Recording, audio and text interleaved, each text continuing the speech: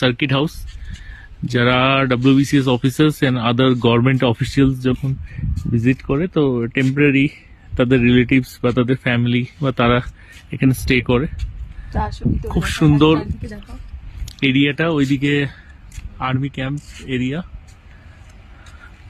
তো আপনারা চলুন ভিতরে কেমন কি ব্যবস্থা রেখেছেন।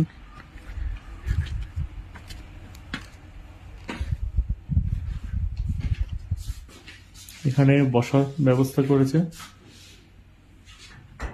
ছোট ছোট এখানে স্টল আছেন, হ্যান্ডক্রাফটেড ম্যাটেরিয়াল বানিয়ে ডেকোরেশন করেছে। একটা ছোট একটা ক্যাকটাস প্লান্ট রাখা আছে। চলুন ভিতরে চলি। তো এই হলো ফার্স্ট রুম।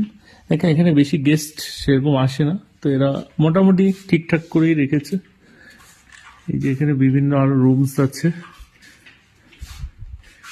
এন্ড খুব সুন্দর ডেকোরেশন করেছে, দেখতেই পাচ্ছেন আপনারা। এখানে একটা ঝুমার আছে জাস্ট এই খাবার টেবিলের উপরের দিকে।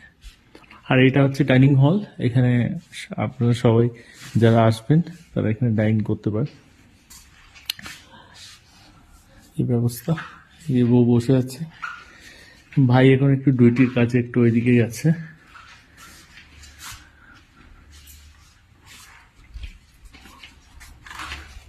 এইদিকে একটা আউটার এরিয়া আছে, এখান দিয়ে বেরোনো যায়।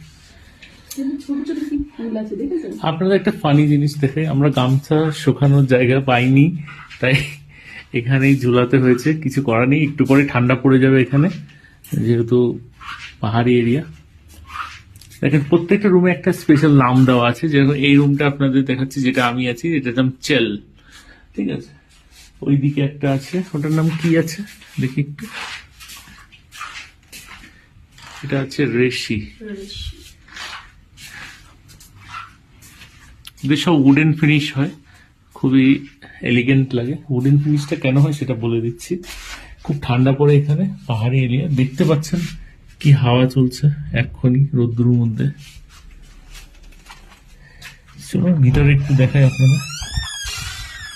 এইটা হলো এন্ট্রান্স, ঢুকলাম। এই যে এখানে ওয়াশরুম আছে, ঢুকতে এই পাশে ওয়াশরুম। এখানে জল তোলার জন্য মোটরের ব্যবস্থা রেখেছে, আর একটা কাপবোর্ড দিয়েছে পার্সোনাল জিনিসপত্র রাখার জন্য। আমরা আমাদের কিছু জিনিসপত্র রেখেছি।